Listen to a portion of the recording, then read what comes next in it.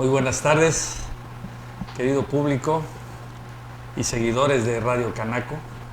Iniciamos hoy, 25 de enero, el programa cultural de la radio, Sábados Culturales de Canaco. Este programa es una iniciativa en el marco del desarrollo de lo que establece Radio Canaco para iniciar una fase de ideas con el propósito de difundir la cultura a través de este medio. Agradecemos muy especialmente, en este caso, la presencia del licenciado José Antonio Mendoza, quien fue el que tomó la iniciativa de instalar lo que es Radio Canaco, de invitarme al programa. Yo sinceramente no sé si es mucho la confianza en la amistad, pero lo que sí sé es que es muy temerario al invitarme para dirigir este programa. Te agradezco mucho. Sí, muchas gracias, Néstor, y muy agradecido de que hayas aceptado ser el conductor de este programa, que es el primero de todos los que pensamos hacer aquí en este canal de Radio TV Canaco Digital, y que ha tenido mucho éxito y no podía quedar a un lado la cultura. Es por eso que se abrió este espacio para que aquí vinieran pintores, escultores, maestros de danza, de baile, cantantes y bueno, un sinnúmero de actividades culturales que se pueden dar dentro de este horario. Y bueno, ¿a quién podría pedirle sino a un gran amigo y además el director, el presidente de la Fundación 500 Años de la Veracruz? Te agradezco mucho la confianza y espero que si seguimos el programa quiere decir que ahí vamos, ¿no? Muy bien. También nos acompaña Fabricio Prada, cineasta, que es un pilar también en la Fundación 500 Años en materia de lo que es el Comité de Cine, Cinematografía, y que vamos a tener una charla en relación a todo lo que es el entorno del cine mundial. La idea precisamente de este programa de Sábados Culturales es hablar de la cultura, pero me gustaría dar un pequeño bosquejo de qué acepciones podemos tener en relación a la cultura. Por un lado, se habla de que es la excelencia en el buen gusto de las bellas artes y las humanidades, también conocido arte-cultura, pero por otro lado, es una acepción de un conjunto de saberes, creencias y pautas de conducta de un grupo social, incluyendo los medios materiales que utilizan los miembros para comunicarse entre sí y resolver necesidades de todo tipo. Y en este concepto entra todo lo que es el bagaje de la identidad social de las comunidades, de los pueblos. Esto es lo que vamos a tratar de desarrollar bajo este marco, lo que sería los sábados culturales. Hablar de expresiones artísticas, hablar de expresiones culturales y aspectos que nos unen y que debemos de preservar precisamente en la sociedad en la que estamos conviviendo.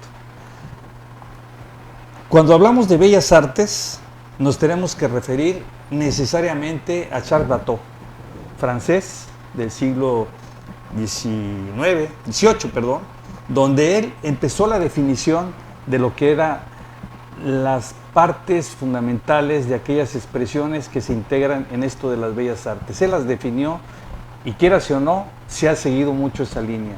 Él definió dentro de lo que son las bellas artes lo que es la arquitectura,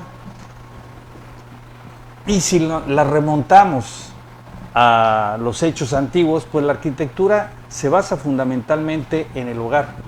Ese fue el primer concepto, la cueva, el lugar donde el hombre se refugiaba, y de ahí fue tomando una parte fundamental en todo lo que es la vivienda. Por otro lado, la danza, que es una de las principales expresiones dentro de lo que son las bellas artes. Yo no sé si después de que se descubrió el fuego, en eso de que están pasando por la leña, alguien se pisa un carbón y empieza a danzar. Claro. A lo mejor por ahí empieza. Pudo ser. Es posible. La escultura, la música, la pintura Luego se habla de la poesía y la literatura en todas sus diversas acepciones. Del teatro, posteriormente se integra lo que es la fotografía, la cinematografía y últimamente la historieta. Fue lo último que se incluye dentro de lo que son las bellas artes. Y precisamente, haciendo alusión a esto último, hablamos de que es necesario que debemos de traer a este foro creadores en todo esto, como lo comentas, José Antonio, promotores también de ese tipo de actividades, porque son importantes en nuestro medio, pero también creo que el marco se presta para invitar autoridades de los diversos niveles de gobierno, porque son los que administran esos centros que necesitan, o esos espacios que se necesitan para poder difundir y para poder mostrar lo que es precisamente este tipo de expresiones artísticas. Creo que ese es el punto fundamental que debemos de seguir para desarrollar este foro de cultura. Es maravillosa la idea porque al invitar a funcionarios del gobierno, pues se puede dar una mayor difusión a la cultura, que los espacios se abran porque hay muchos ciudadanos que quieren participar, muchos artistas que tú mismo has descubierto y que se mantienen en el anonimato. Claro. Cuando se abre una expresión cultural, pues hay esa oportunidad de participar. Sí. Y bueno, es una gran idea. Vamos a hacer lo posible para que estén aquí en este foro. Muy bien. Presentamos ahora a lo que sería nuestro invitado relativo a la parte de la cinematografía, que es Fabricio Prada, que nació en Lovaina, Bélgica, en julio de 1972. Junto con su familia se mudaron a México, su madre Elda Rojas y su prestigiado padre Renato Prada, quien un par de décadas después se convertiría en su co-guionista de cabecera. Sí. De hecho, todavía hay por ahí guiones que escribimos juntos que aún no se han filmado. Muy bien. Debutaste como actor en el filme Di Buen Día, Papá. Sí, una película en Bolivia. Boliviana, ajá. Diriges el Festival Mundial de Cine Veracruz, que más adelante vamos a platicar con él. Claro. Y tienes un libro publicado también en el Reino Unido, que es Mentes y Sentimientos Femeninos. Sí, ya estamos ahí por sacar el segundo. Muy bien. Fabricio, platícanos sobre los orígenes del cine a nivel mundial. Sí, mira, yo siempre he pensado desde hace mucho que el cine es tan antiguo como la dramaturgia griega, ¿no? Porque el lenguaje, digamos, del cine, aunque sea muy nuevo, toda su estructura fue originada con las obras teatrales de Grecia. Todas las reglas dramáticas que tenían esas obras las tiene el cine hoy en día, ¿no? Entonces, al ir pasando los siglos, pues digamos que era un lenguaje narrativo que se tenía que representar con actores, y al no haber un soporte para guardarlo para siempre, se tenía que hacer siempre en vivo, ¿no? Y usando también la imaginación del espectador, porque no había manera de mover a esos actores de un lugar a otro para contar las historias en los lugares que tenían que ser presentadas, ¿no? Entonces, durante varios siglos existió, y todavía existe, el teatro, pero el teatro se metió, digamos, a un soporte que se llamó posteriormente el cine. El cine se dio, como más o menos ya adelantaste, gracias al invento de la fotografía. Ambos son del siglo XIX. Muy poquito después de que se inventó la fotografía, que fue Nicéforo Niepce quien lo hizo, es suizo, me parece.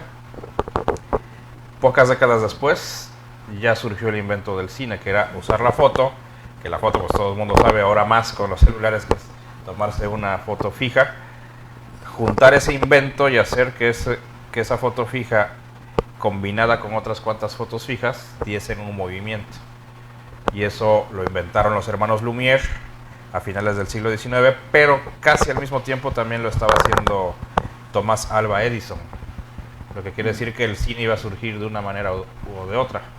Sí. Ya estaba en la mente de dos grandes inventores y quizás de alguno más por ahí que no sepamos, ¿no? Recuerdo que hay una película relacionada con el tren, Sí, que esa fue lo hicieron, la primera. sí, lo hicieron los hermanos Lumière, pusieron la cámara a un costadito de la vía. Yo antes, cuando me la contaban y decían que la gente al ver el tren acercarse hacia la cámara salía llena de miedo de la sala, yo me imaginaba que era la cámara sobre la vía y que el tren realmente venía contra ti, pero no es cierto, estaba como a un ladito de la vía y lo veías pasar que no iba a venir sobre ti, pero la gente se asustaba, ¿no?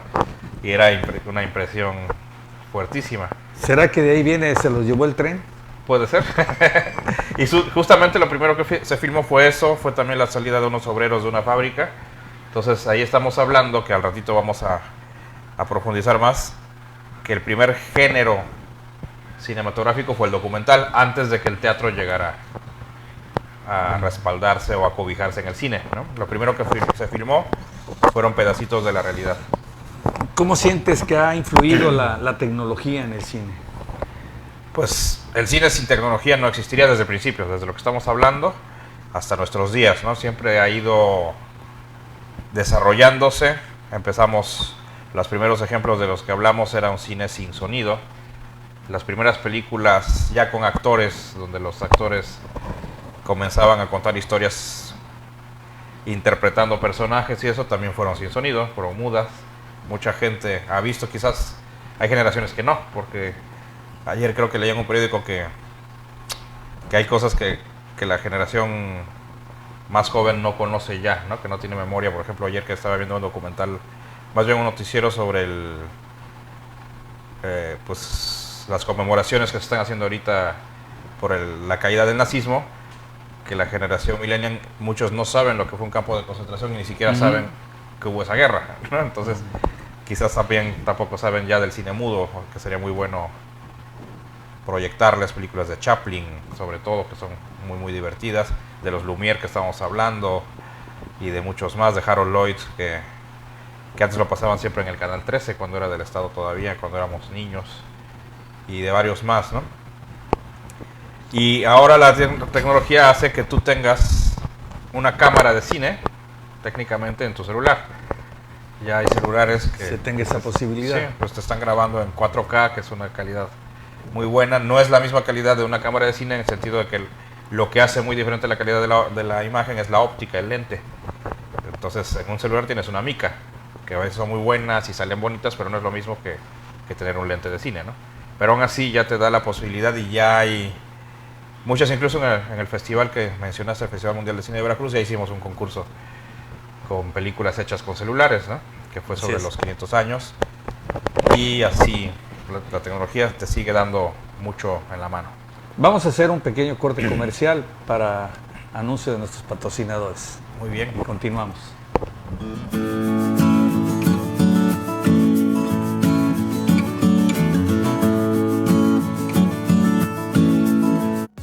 Coffee Brothers, somos brothers. Un lugar muy diferente, un espacio cordial de café y alimentos y postres deliciosos. Todo es hecho en casa, con amor, originalidad y frescura. Tenemos algo para todos. Ven con tus brothers o tu mejor amigo. Aceptamos mascotas. Nuestros horarios son de lunes a viernes de 8 a.m. a 8 p.m. y los sábados solo de 9 a.m. a 2 p.m. Estamos en la esquina de Isabel la Católica, 519 y Bernal Díaz del Castillo. Coffee Brothers, somos brothers.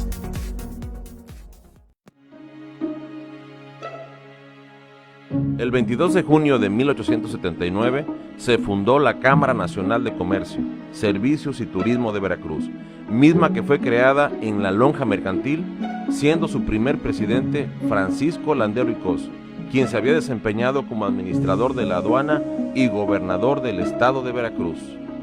Somos la segunda Cámara de Comercio más antigua del país. Cumplimos 140 años sirviendo al comercio organizado de Veracruz. Con más de 50 años de servicio, Casa Ralero te ofrece la mejor calidad en muebles de oficina que hacen de tu lugar de trabajo un sitio eficiente, funcional y moderno.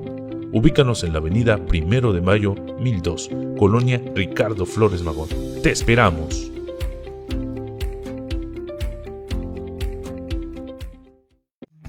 Si acostumbras a reunirte con familiares y amigos para compartir momentos, recuerdos y sabores, Picadeli Confitura de Chile Manzano es el aderezo ideal para acompañar queso, pan y vino. Es un producto orgullosamente veracruzano que se presenta en 5 combinaciones distintas de frutas, especias de la región y niveles de picante para todos los gustos. Contáctanos al 2291 2085 45. Picadeli, el picante nunca fue tan delicioso.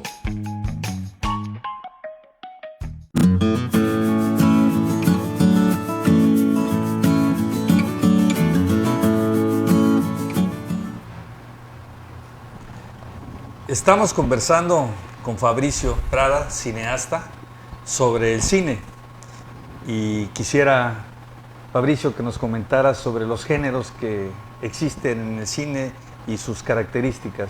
Sí. ¿Qué nos puedes decir al respecto? Y básicamente volvemos un poco a la respuesta anterior de que estos géneros existen ya desde la época de los griegos, ¿no? La comedia, el drama, la tragedia, y pues se han ido incorporando más, el musical, la comedia romántica. Hay géneros y subgéneros, ¿no? De uno va bajando otro. Son 2 bloques muy grandes. Hace rato mencioné el documental, que fue lo primero que hizo en cine, y la ficción. La ficción son historias inventadas, el documental son historias tomadas de la vida real. El documental también tiene sus subgéneros. Entra incluso, cuando tú ves un noticiero, un reportaje, es un documental.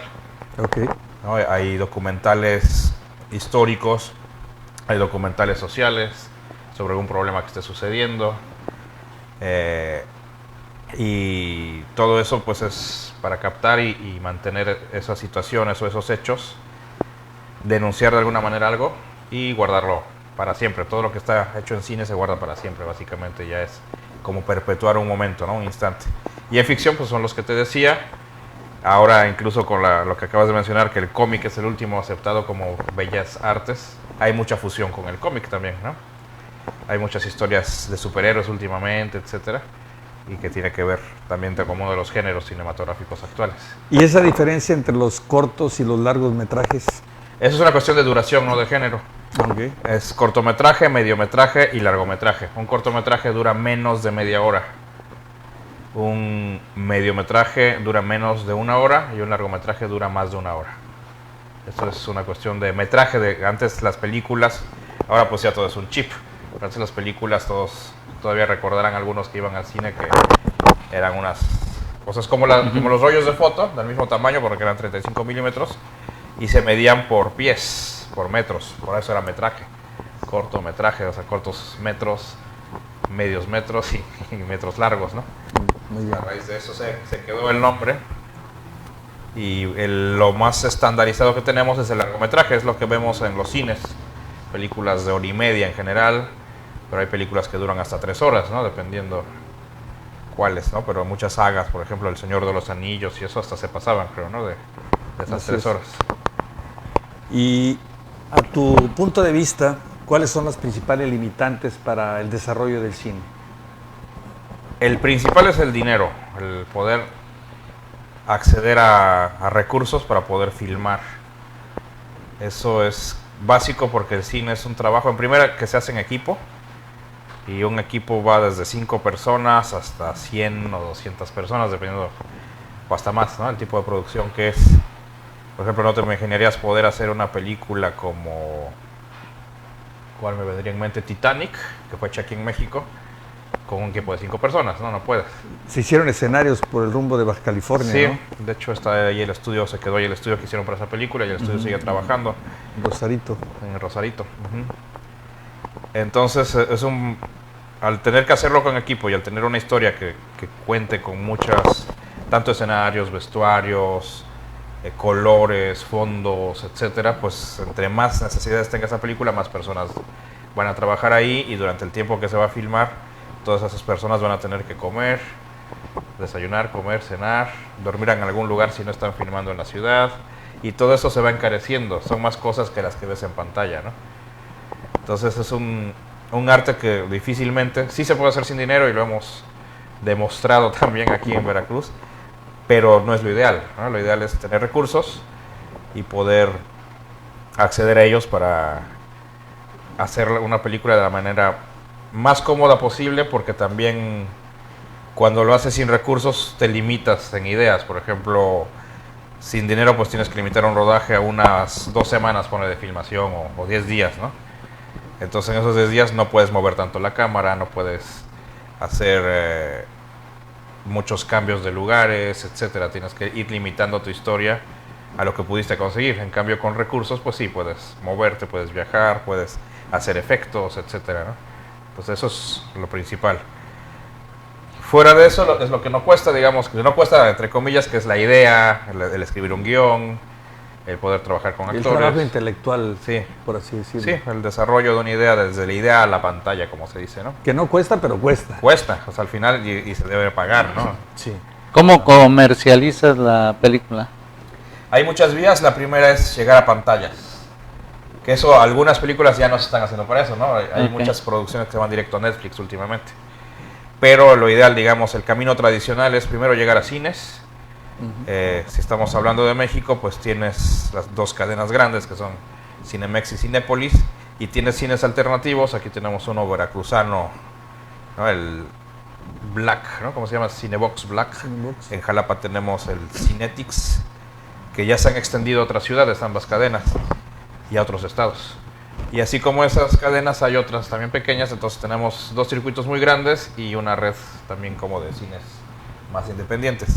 Después de hacer esa salida en cines, que es quizás una de las más difíciles, llegar a los cines, ¿no? Te vas primero a televisión de paga o a alguna plataforma.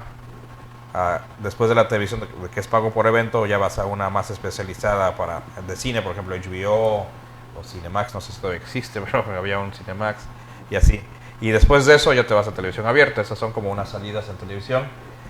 Antes de televisión abierta tienes la opción de salir en Blu-ray y en DVD. Y después de eso pues ya quedas en abierta y ahí se acabó como la corrida.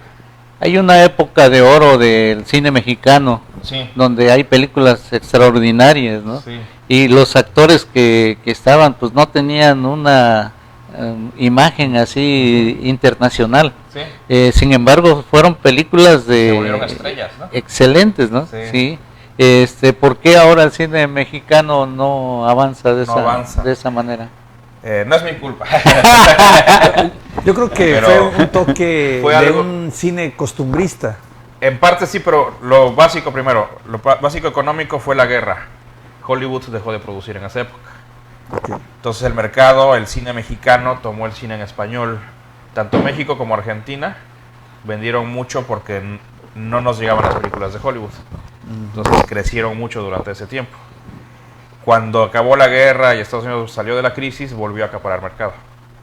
Y bajó, y al bajar las ganancias y las entradas en taquilla del cine mexicano, también se fue bajando la calidad, ¿no? Nos vinieron una tanda de cine muy malo de los, digamos, 60, 70 y 80, fue terrible, ¿no? El cine mexicano.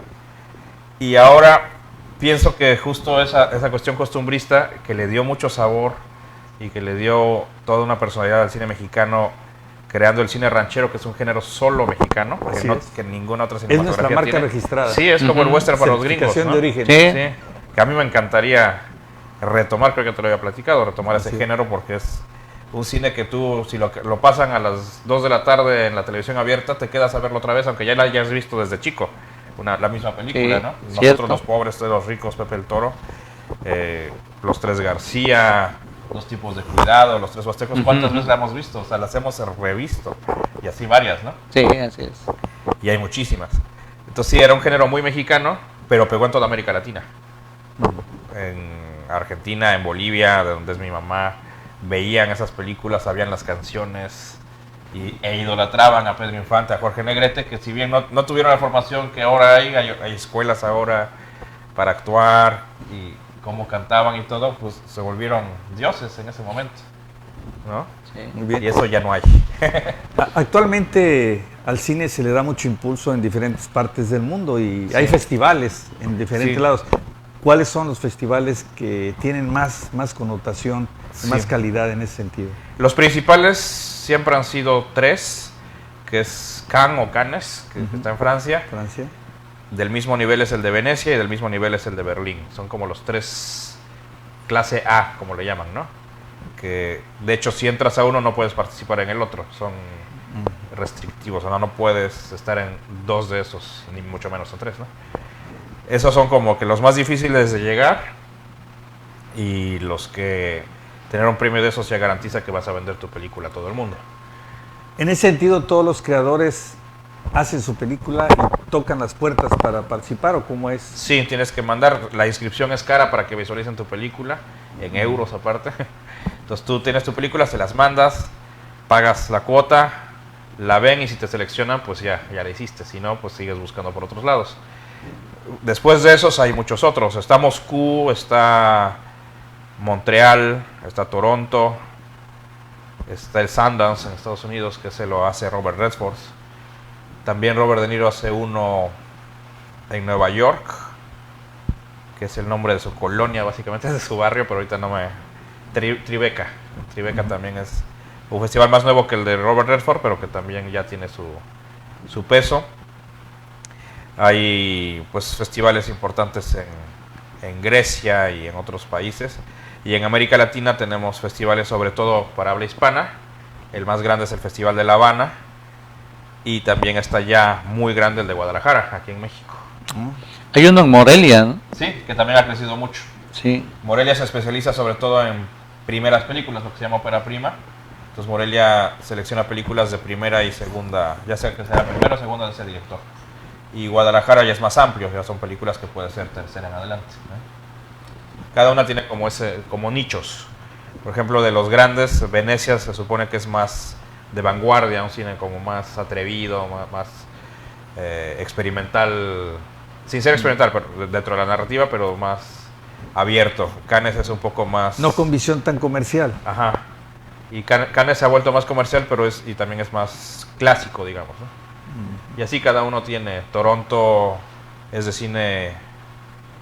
es parecido al de Cannes. Montreal es un cine más parecido al de Venecia, como más moderno y más actual. Y así cada uno va teniendo especialidades. Y el que hacemos aquí en Veracruz, pues es dedicado al cine independiente de todo el mundo también. Y ahí vamos también poco a poco, ¿no?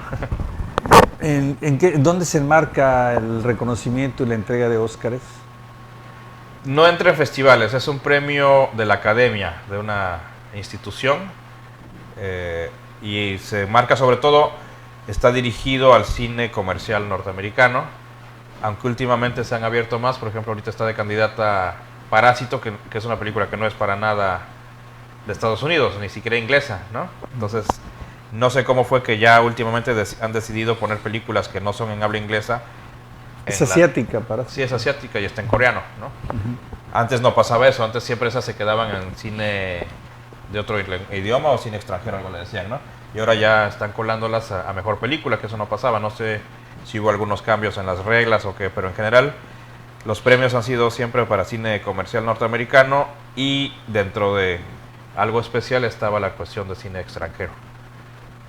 Habrá mucha influencia entonces de la academia al nominar y al elegir ganadores con relación a cómo los otros festivales que hay en el mundo van decidiendo quiénes son. Sí, en algunos casos sí hay influencias, ¿no? Y pues incluso pues, Cannes ya tiene sus jurados casi siempre muchas figuras de Hollywood que están en la academia, ¿no? La academia es como una organización muy grande de miles de socios, digamos, que no necesariamente pertenecen al mundo del cine. Hay médicos, hay ingenieros, hay arquitectos. Y pues a cada uno de ellos les mandan las películas, las ven y votan. Es bastante democrático. Okay. Dentro de eso hay otros manejos también, ¿no? De repente, como los dueños de la industria, etcétera, ¿no? Pero en general es muy democrático. Ahora, tengo entendido que también hay un grupo de trabajadores que también seleccionan las películas y a su punto de vista, como un sindicato o algo así. Ah, sí, que eso tiene que ver con los Golden Globes y todo esto, ¿no? Y los premios que van antes del Oscar. Sí. Uno es de periodistas de cine y hay otro que debe ser el de los sindicatos. Son como 2 premios que van antes del Oscar. Ahorita me acordé de Golden Globes, pero hay otro más, ¿no? Por ahí. Muy bien. De tu obra, sobre tu obra, ¿qué nos puedes platicar? Pues que ninguna ha ganado el Oscar ni el Cannes. Bueno, pero eso es importante. Pero vas en el camino. ¿Dónde has inscrito alguna de tus obras? ¿En pues, qué? Mi primera película, Tiempo Real, salió en los cines en el 2004, aunque nosotros la rodamos en el 2001. 2002 y 2003 estuvo en muchos festivales en varios países. ganó en Cuba en el Festival Internacional de Cine de Jibara y ganó en Croacia en el One Take Film Festival, que como es una película hecha en una sola toma y sin cortes, también eso nos hizo estar en el libro de récord Guinness, porque es la primera película que se hace de esta manera en la historia del cine mundial. O sea, lo que es, las películas se hacen normalmente, tenemos aquí una cámara, filmamos de ese lado, luego cortamos, se mueve la cámara, se filma de otro lado, se corta y así se va haciendo. Y en cambio en esta película lo que hicimos fue nunca cortar, la hora y media. Entonces aunque los personajes tenían que salir de un lado y entrar a otro y moverse en un coche, la cámara iba con ellos todo el tiempo. Entonces, eso nos llevó al récord Guinness y ganar estos 2 festivales que mencioné, pero aparte estuvimos en varios festivales más en Europa, en Asia y en América. Nos faltó todavía llegar a Australia y África. Después de eso vino la que menos me gusta a mí por el resultado, pero que la que más pegó de alguna manera, que fue Chiles Jalapeños, porque es una comedia. Yo tuve broncas ahí con el productor y creo que esto te lo guardo para contártelo con más detalle. Muy bien, pues hacemos un corte comercial y regresamos en un momento.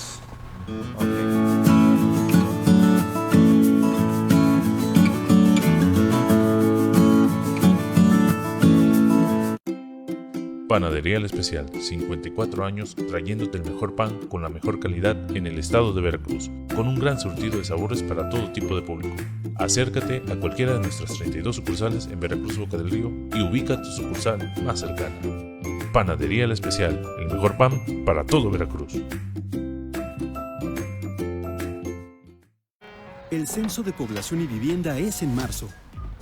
El censo sirve para saber cuántas personas somos, cómo vivimos y cómo es nuestro entorno. En beneficio de todos, debemos estar abiertos y responder las preguntas del entrevistador del INEGI. Por eso, cuando en marzo toque a tu puerta, le debes decir: ¡Pregúntame! ¡Pregúntame! ¡Pregúntame! ¡Pregúntame! Censo de Población y Vivienda 2020. INEGI, Conociendo México. ¡Pregúntame! Aroma, sabor, frescura y calidad es lo que ofrece Café Finca de la Vecchia. El sabor de la montaña en una taza, molido y en grano. Un café de altura, un producto 100% veracruzano. Contáctanos al teléfono 2291 17 15 87. Natuform es una empresa mexicana con productos y suplementos naturales. Se caracteriza por una atención personalizada por medio de un test para conocer el tipo de vida en general de nuestros clientes. Porque Natuform quiere que recuperes tu bienestar. Visítanos en Plaza Bravo, local 3, para una valoración gratuita. Natuform.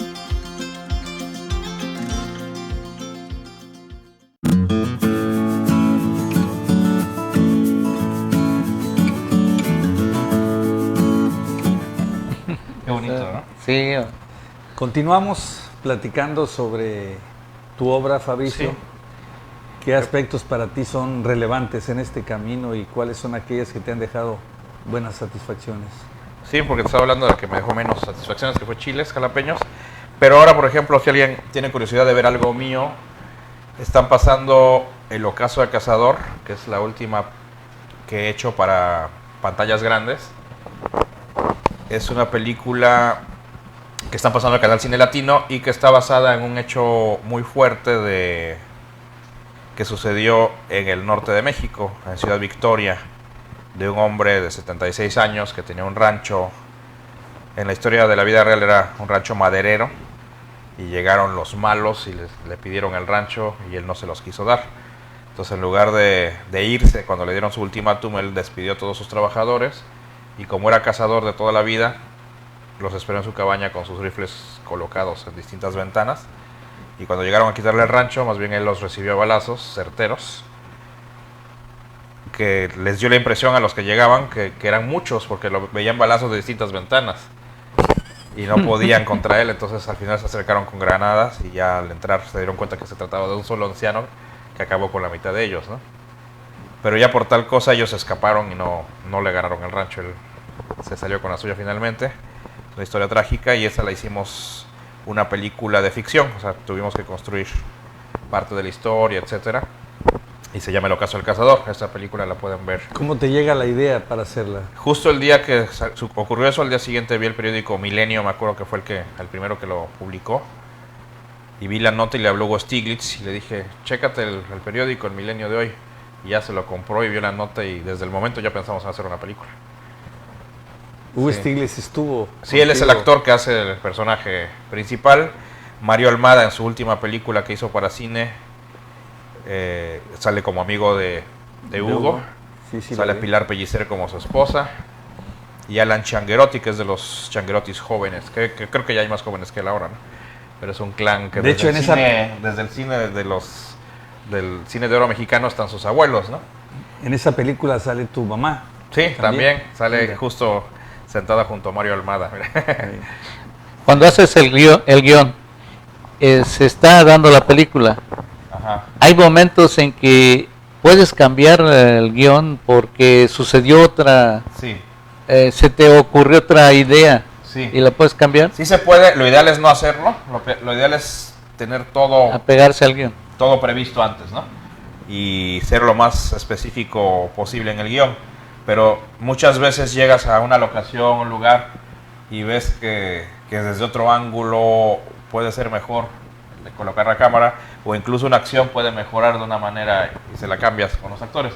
Cuando se te ocurre una idea que cambie la cuestión de producción, o sea, que estás ya en la locación y dices, no me gustó, prefiero que sea una cascada en lugar de un río, ahí sí ya... Sí, ya cambia todo. Sí, ahí sí tendrías que mover al equipo, buscar el lugar. Entonces, ese tipo de cosas son las que hay que evitar. Pero si estás dentro de la locación prevista, con todas las cuestiones de vestuario previstas, iluminación, y se te ocurre alguna cuestión narrativa, la puedes cambiar. Sí. ¿Alguna otra película o cortometraje? Pues en YouTube hay varios que se pueden buscar. Pues se busca mi nombre, Fabricio Prada, y hay un par de cortos de 1 minuto que filmé en Rumania, que son también como cómicos y solo duran 1 minuto, esos están divertidos. Hay algunos ejercicios que hice en la Escuela de Cine en Cuba. Hay un documental que se llama Soy un niño todavía, y ese documental en su momento, cuando yo todavía estaba en la escuela, ganó como 50 festivales internacionales. Ese también lo pueden ver en YouTube.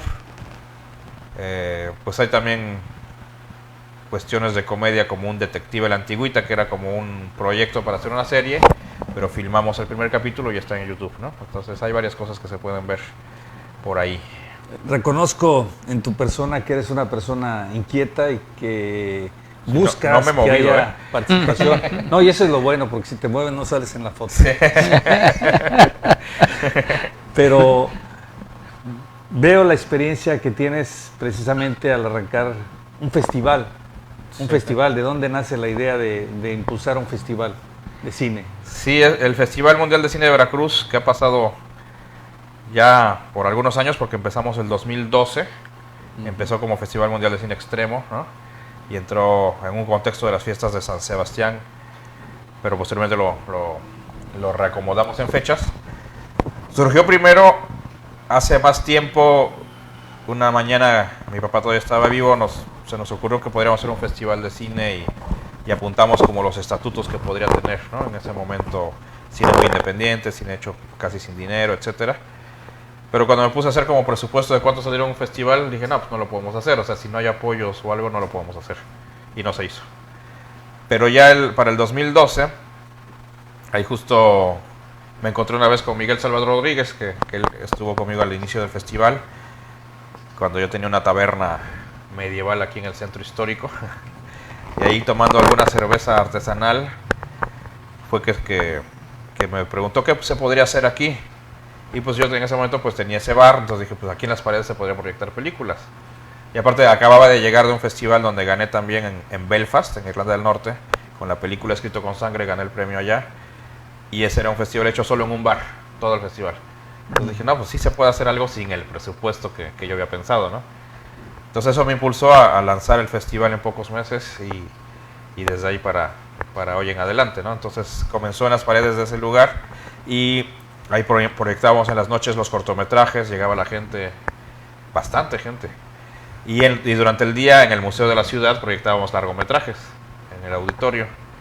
Entonces estuvo padre, ahí era como todo en el centro y algo chiquito que no hacía falta realmente mucho presupuesto. De hecho Hugo Stiglitz, que vino, fue nuestro primer, como es mi amigo, fue el primer miembro de jurado y primer homenajeado del festival y se vino en su camioneta, porque no había dinero para traerlo en avión ni nada. Entonces Había una actriz checa que estaba viviendo en la Ciudad de México, pues pasó por ella y se la trajo de aventón, y así armamos ya un jurado internacional, ¿no?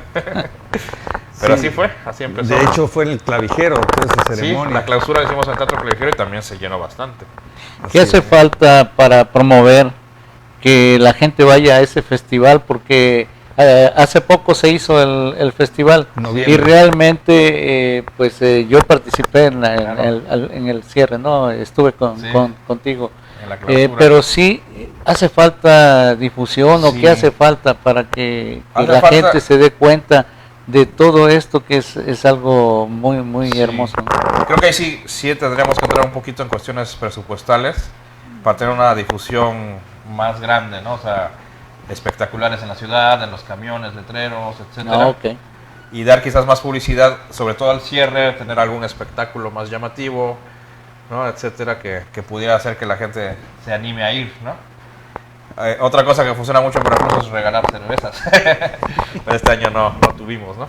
Pero sí regalamos refrescos Tepehuani, no sé si te acuerdas que nos regalaron bastantes. Claro. De hecho estuve cerca en la organización junto contigo en esta edición, en la 6ª edición, y creo que fue algo importante y que mucha gente desconoce los grandes logros que se tienen de esa convocatoria. Me gustaría mucho que ahondáramos un poquito en la convocatoria que ha habido en estos últimos 2 festivales. Sí. ¿Cuántas películas han entrado? Las directoras, directores,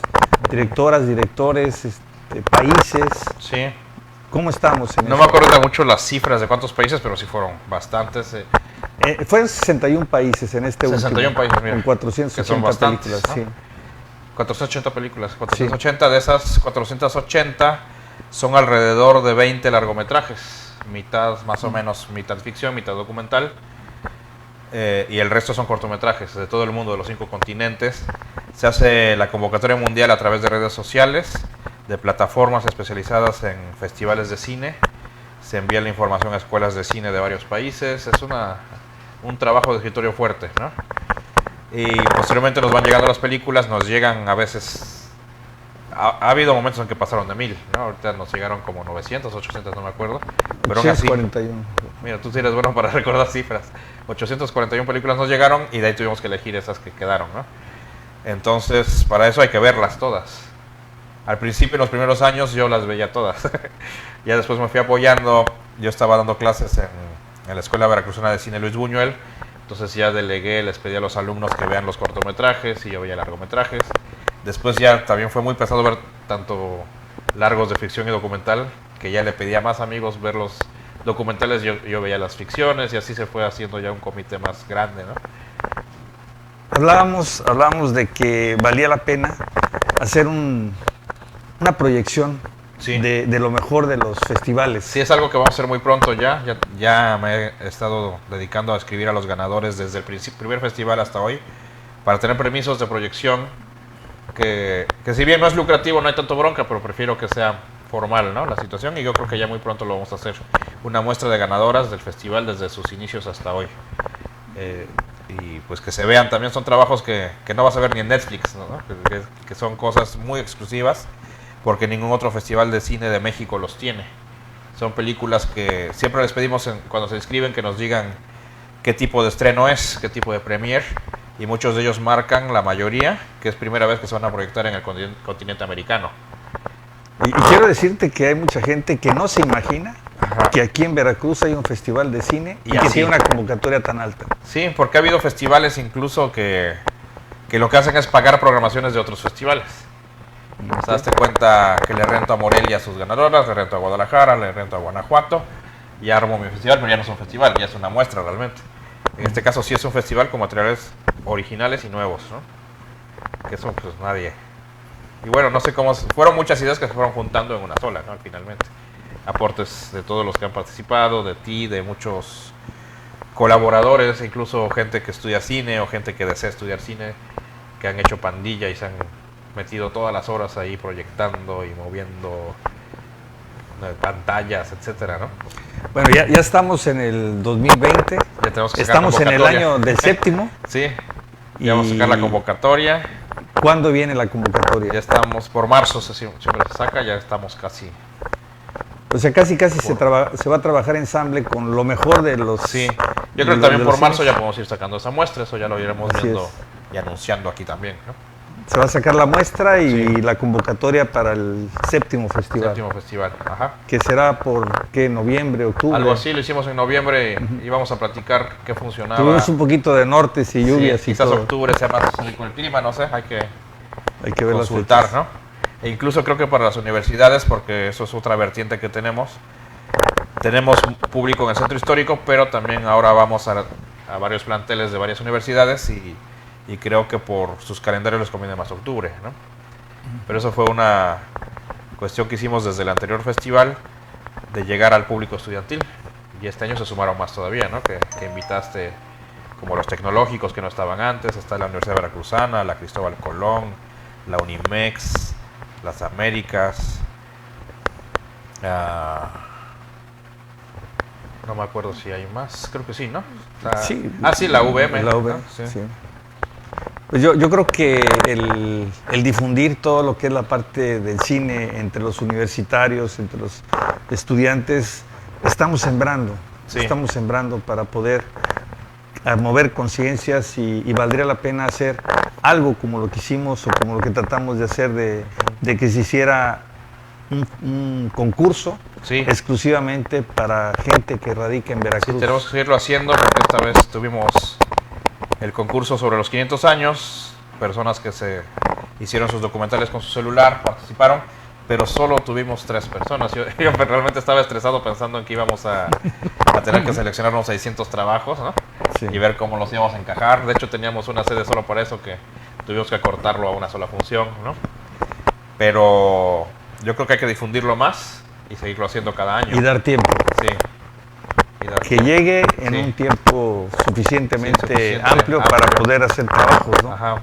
Y vincularlo con universidades. Y quizás hablar con universidades, con profesores de comunicación, etcétera, para también motivar. Y quizás también dar charlas en prepas, ¿no? Etcétera, o mostrarles las películas ganadoras, etcétera, ¿no? Hay que hacer mucho. Bien. Actualmente, ¿cómo está la participación de los mexicanos en el cine, en el escenario mundial? Bueno, están los 3 mexicanos que todos conocemos que viven fuera de México y le está yendo muy bien y hacen buenas películas.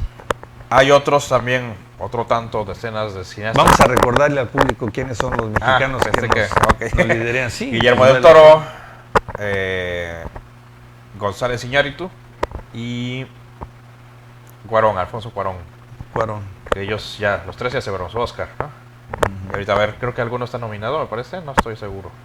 No recuerdo. Pero no sé. Pero bueno, el caso es que ellos han sido bien estableciéndose allá y han tenido recursos para hacer lo que han querido. Realmente están abriendo puertas para más. Por ejemplo, Del Toro sobre todo está haciendo unos estudios muy grandes en Guadalajara. Va a abrir un estudio de animación y aparte de producciones de cine. Es a nivel de directores, pero también tenemos gente que está incursionando también a nivel de fotografía. También está Manuel Lubezki. Rodrigo Prieto creo que es el que sí está nominado esta vez. Y no me acuerdo si hay uno más por ahí, pero por lo menos 2 fotógrafos están allá, ¿no? Que pues eso de una u otra manera nos da la pauta para que pues le demos apoyo también. Sí. Vamos a hacer un corte comercial y continuamos con esta charla. Y ahora sí ya empezamos, ¿no? La entrevista.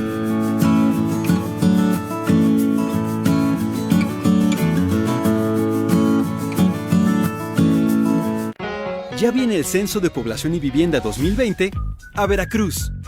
Tus respuestas nos sirven para saber cuántas personas somos y cómo vivimos. Cuando toca el entrevistador del INEGI, ábrele y dile: ¡Pregúntame! ¡Pregúntame! ¡Pregúntame! ¡Pregúntame! ¡Me da pena! ¡Pregúntame! Censo de Población y Vivienda 2020. INEGI. Conociendo México. Estamos para ayudar a las empresas a gestionar sus flotillas de una forma más eficaz. Si estás interesado en conocer nuestros servicios, te invitamos a que visites nuestra página www.orber.mx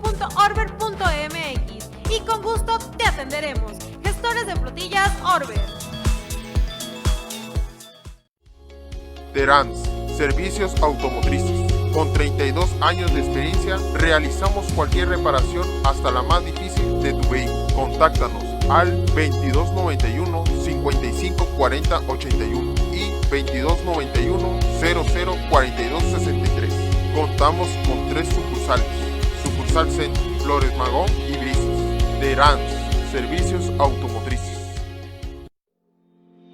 Somos una empresa con más de 20 años de trayectoria produciendo uniformes de marca propia en alta calidad. Contamos con uniformes escolares, empresariales, industriales, bordados, serigrafía y mucho más. Visítanos en Ocampo 234 entre Independencia y 5 de Mayo. Colonia Centro, Uniformes Vicky.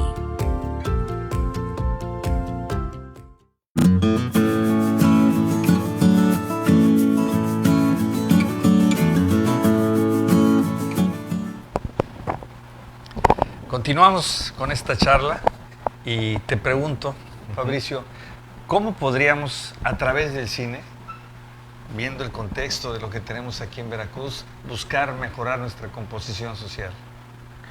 Yo pienso, por un lado, involucrar mucho a las personas, tanto, digamos, del lado detrás de cámaras, poder hacer equipos, promoverlos, que sus ideas salgan adelante. Y por otro lado, los temas, si son temas que tocan nuestra realidad, que nos abren los ojos, como pues, la historia que te contaba de la película que hice, pues es una situación mexicana fuerte. Hay otros temas que no son tan despiadados y que se podría llevar a la pantalla y que pudieran también generar una sensibilidad diferente, ¿no? Y pues un despertar, de alguna manera. El cine también tiene ese impacto de penetración que en eso supera todas las artes, ¿no? Que es masivo. El hecho de que se busque hacer cine inculcando valores entre los jóvenes, en los niños. Exacto, sí, hay un cine que es el cine social, y también el documental, pues hay documental didáctico, educacional, ¿no? Entonces puede ser todos esos tipos de manifestaciones que pueden guiar, sobre todo a los niños, ¿no? Que están formándose, y también a los adolescentes, que hace falta, ¿no? Una película que hizo José Manuel Romero. José Manuel Romero, ajá, que hizo La Huaca, un documental, sí, y también hizo Danzonero, que lo hizo a través de la Sociedad Cultural Baluarte. Ajá. Y bueno, buenas películas, sí. El cineasta, mis respetos, muy claro, bueno. Y con tecnología jarocha. Jarocha, mira. Sí. También aquí vivía Corquidi, ¿no? Un fotógrafo muy bueno de cine. Y tenía aquí en Veracruz, ya falleció él, pero tenía un taller con niños de bajos recursos y les enseñaba cómo usar el medio y hacer sus propias películas. Bien. Sí, de hecho también actualmente José Manuel está haciendo lo que sería el cortometraje de La Fábrica de Puros, aquí de Veracruz. Lo está trabajando. La prueba, sí. Es uno de sus últimos trabajos. Y él está viniendo porque ya no está aquí, ¿verdad? Pero viene para la Ciudad de México. Está entre México y Veracruz. La Ciudad de México y aquí Veracruz. Mira. Sí. Y desde tu punto de vista, José Antonio, ¿qué podríamos recomendar a la juventud veracruzana para desarrollar cine? Y considerando este espacio también que tú brindas para que se fomente la cultura. Considero que sí, dentro de la cultura tenemos la obligación de llevar a nuestros niños a que aprendan. O sea, yo le recomendaría que nuestro amigo Fabricio que forme alguna escuela para niños que se vayan formando en este campo, ¿no? Porque es muy bueno. Y bueno, no se diga que también formes directores, que también formes... Desde niños estaría muy bien. He dado el curso para niños y sorprende lo que saben, ya saben manejar la cámara antes que uno les enseñe. Sí. Yo creo que esa parte de la tecnología en la que estamos inmersos actualmente, pues le va a abrir un panorama muy grande a lo que es esta y está bien, ¿no? Enseñarles a los niños, a los adolescentes, el uso de esa tecnología de manera narrativa, que vaya más allá de lo que se hace viral, que se filman que en el baño de la secundaria, que con cosas que no van a contribuir mucho. Pero si saben usar el medio y tienen el lenguaje, pues van a hacer otro tipo de cosas. ¿Cómo lo podrías impulsar? Justamente con cursos. Un concurso. Ajá, cursos y concursos. Enseñarles y que compitan también, ¿no? Muy bien, pues creo que es una buena iniciativa y es algo que tenemos que promover. Ya estás comentando de que ahora con el próximo festival, el 7º Festival de Cine, pues a lo mejor dentro de todo ese marco poder hacer algo, tomar iniciativas que permitan llegarle a fomentar valores y dar un mejor respiro a la sociedad. Sí, yo veo en otros países, en España hacen este tipo de trabajos con los niños y creo que hacerlo en México sería formidable, porque a veces nos quejamos de que no nos pasaron a nosotros esa película, ¿no? Porque yo no conocí a alguien que tomara una cámara y filmara algo o me dijera cómo hacer las cosas, pero si tienes le das esa herramienta a los niños, pues van creciendo con otra mentalidad y entonces dices, sí tuve la oportunidad, sí tuve la herramienta y te sorprenden los sería niños. bonito trabajo. Bien. Fabricio, agradecemos mucho tu presencia. Gracias a ti por invitarme. Y pues el esfuerzo que haces de venir de Jalapa para estar con nosotros en este primer programa. Gracias, qué bueno cultural. Que ya nos quedamos con el primero, ¿no? Es un récord. Así es. Y José Antonio, agradezco muchas mucho gracias. tu valor de invitarme. Muchas gracias y bueno, gracias Fabricio, gracias. Un excelente amigo y bueno, director y productor y no vamos a decir cineasta. Internacional. Así es, gracias. Estimado público, agradecemos su presencia también con nosotros porque estamos juntos. Muchas gracias. Gracias. Hasta la próxima. Veracruz y Cámara Nacional de Comercio, Servicios y Turismo está de gala de tener aquí con nosotros a Fabricio. Aquí estamos, con gusto. Muchas gracias.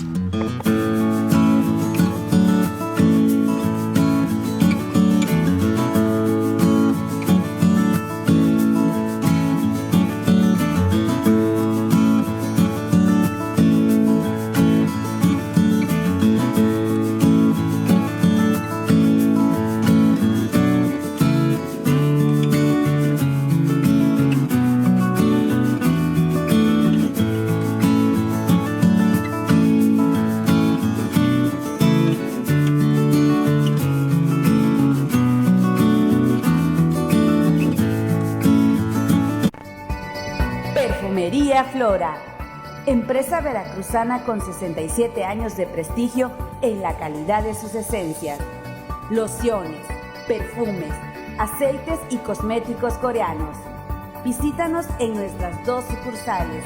Hernán Cortés, número 278, Colonia Centro de Veracruz. Washington, número 602, Fraccionamiento Reforma. Perfumería Flora.